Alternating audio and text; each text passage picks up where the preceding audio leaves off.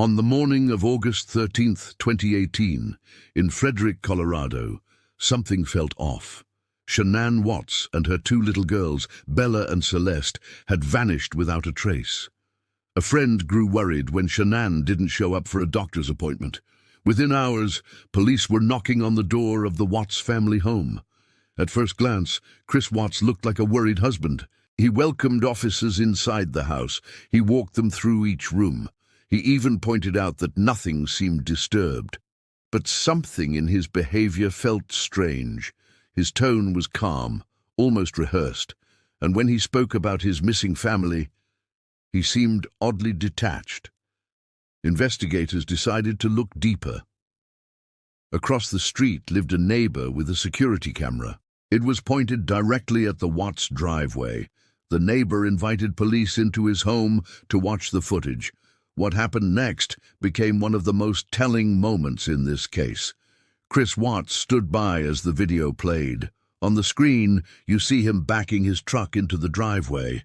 It was the early hours of the morning, long before Shanann was reported missing. The footage shows him walking back and forth, moving between the house and the truck, loading something inside. But the camera could not reveal what it was. The real clue wasn't only in the footage, it was in Chris's reaction. He stood there with detectives beside him. He crossed his arms, he shifted uncomfortably, and he began talking more than anyone expected. He gave explanations nobody had asked for. His nervous energy filled the room. The neighbor noticed it right away.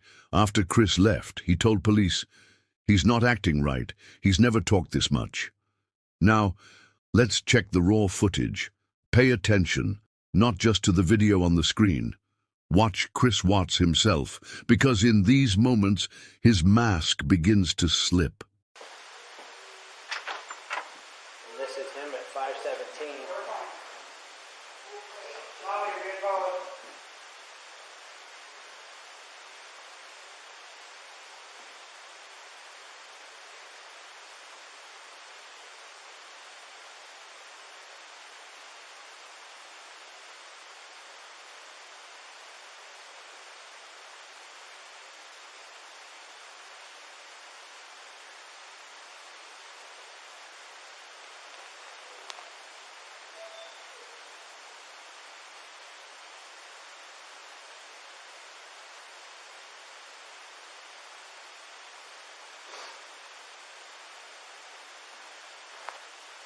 What else can I do with this?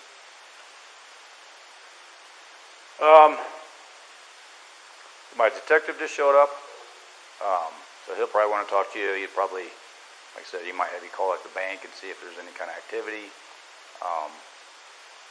Because if there was any sort of action out I know there, his camera's I like, would have got it. like Right.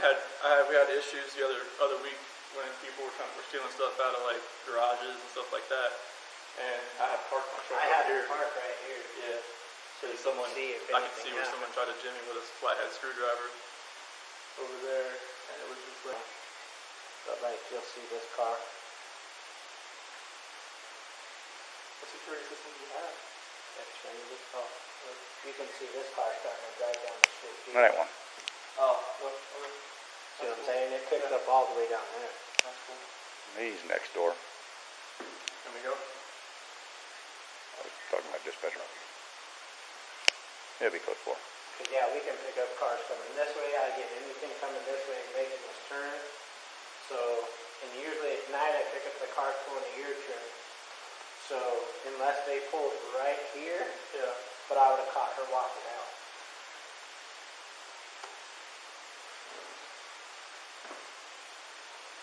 Diesel. Here's good. But yeah, I thought nothing. Nothing for the rest of the day. No, that's it. She's pregnant as well. How far along? 14, 15 weeks.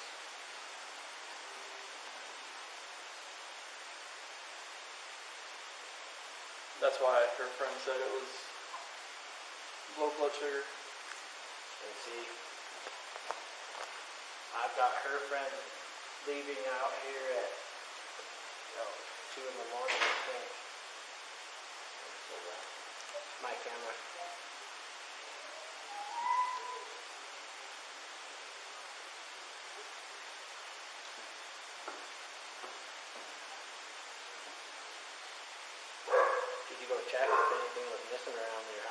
There wasn't nothing. It was like all the old blankies.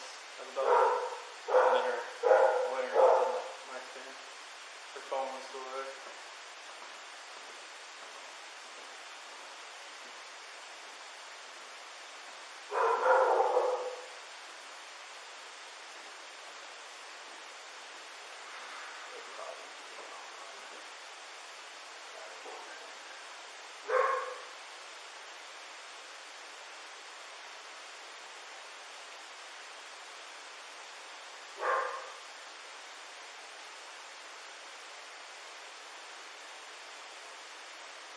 She dropped her off at 1 in the morning, right? My doorbell said 1:48. She came in. Okay. It's not on this one, it'll be on this one.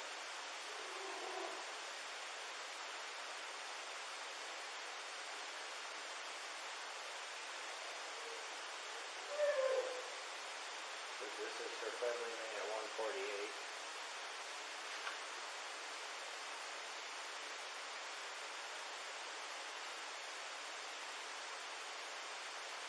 So as soon as it picks up motion, it like back off. Okay. I thought you. That was the start of the video. Yep. About 1:48. In the morning.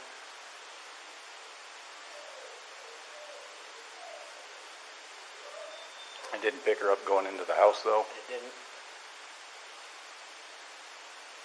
And I usually pick him up when he comes walking through here. Mm-hmm. I pick him up. So it doesn't show her walking into the house.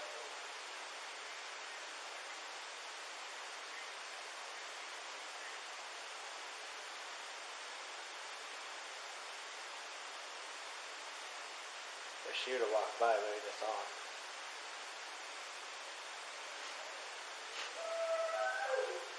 That's mine. Okay. The other dogs.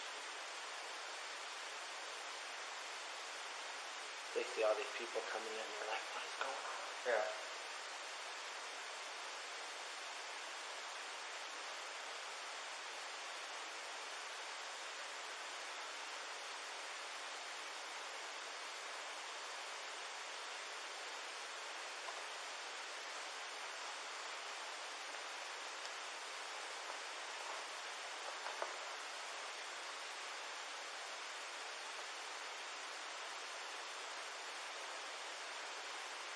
And you know it's still live because it's flags moving. Mm-hmm. How long does it typically record for? 30 seconds, I believe, at a time. But this is at 1:48, and then the next one I have is 1:05, whatever. So nothing, no cars came through, because I guarantee, with the headlights, it picked up the headlights automatically. And my Vivint said. And then the other thing that doesn't make sense is why would he pull past this part? You can see him pull past.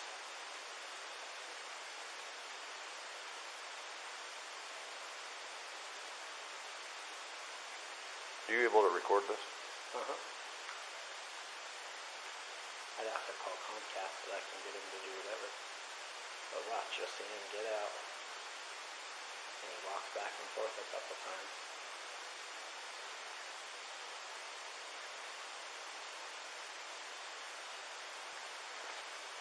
Do you have your ID handy? Yeah.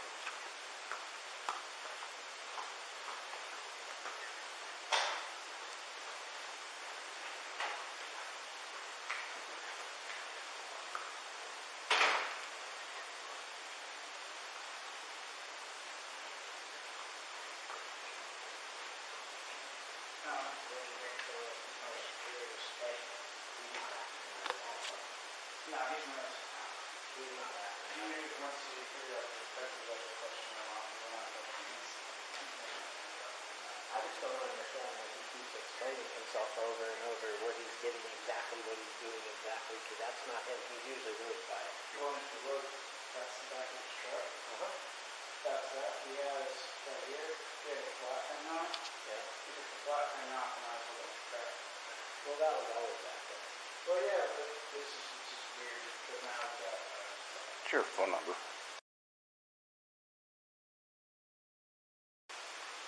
He'd be fine. It just seems kind of odd to me. Why would he pull the truck up and go to the garage? Right.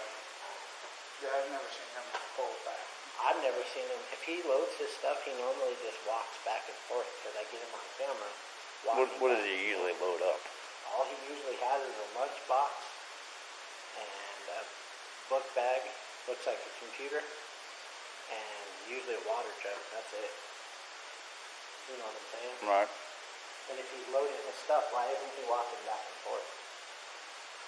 But I can't see what he's doing in the back of the truck because he pulled into the garage. Yeah. And he knows my camera's there. Any other neighbors have cameras around here, you know of? I'm sure a bunch of them do, but not that I know of. Okay. You guys looking out. Yeah, I'll look at it. Yeah, I'll do a search here in a minute. all these Fords kept coming up missing, so we moved in here, I put this in. And like you said, someone was breaking into it. He said that someone was breaking into his toolboxes of his truck. So I told him he could park his truck out there in case they saw something. Diesel, I know you want to go play with the baby so bad.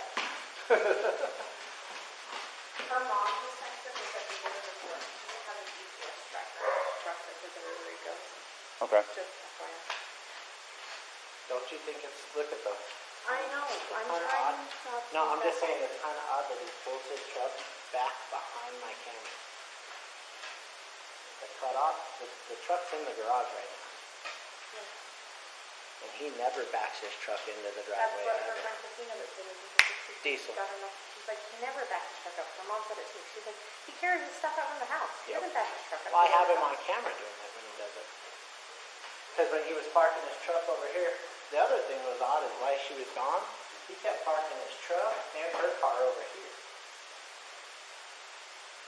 And I used to see him walk out of his He house right he here. took the car out of the garage? Oh, the car was parked over there for a long time, like a couple days. This past weekend? No. It was when she was gone for the 6 weeks. Oh, But I thought it was kind of odd that he never parked in front of here or right here. He said someone broke into his truck and he parked over Why here. would he do that? I have no idea. Hey, he's acting so suspicious. He's normally, you can ask them, he's normally quiet, real subdued. He's over here telling you 3 times what he took out, what he did, what he did, what Yeah, he did. very reserved. He's very, much an introvert. I'm just saying, the way he told you 3 times what he brought with him, why is he telling you exactly what he brought with him instead of saying, oh, they didn't see anybody out here, he didn't see anybody doing anything? You know what I'm saying? Mhm. Why is he so worried about you knowing what he's carrying out? That's all I'm saying. The detective's talking to him. what's that? The detective's talking to him. He's talking to him right now? Okay.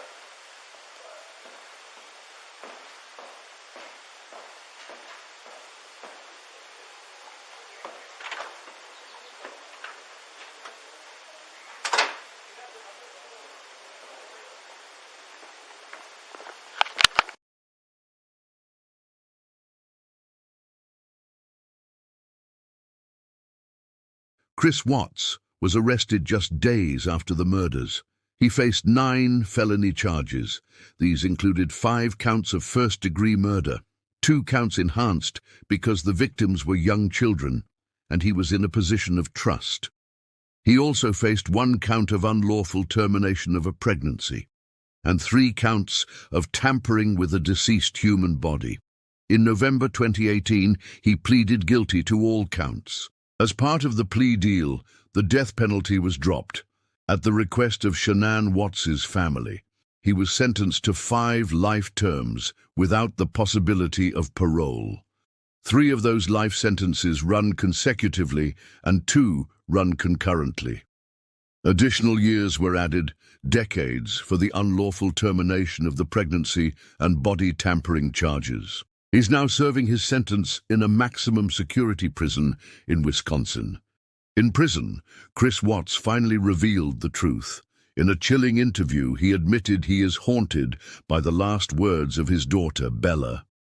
After killing Shanann, he placed her body in his truck.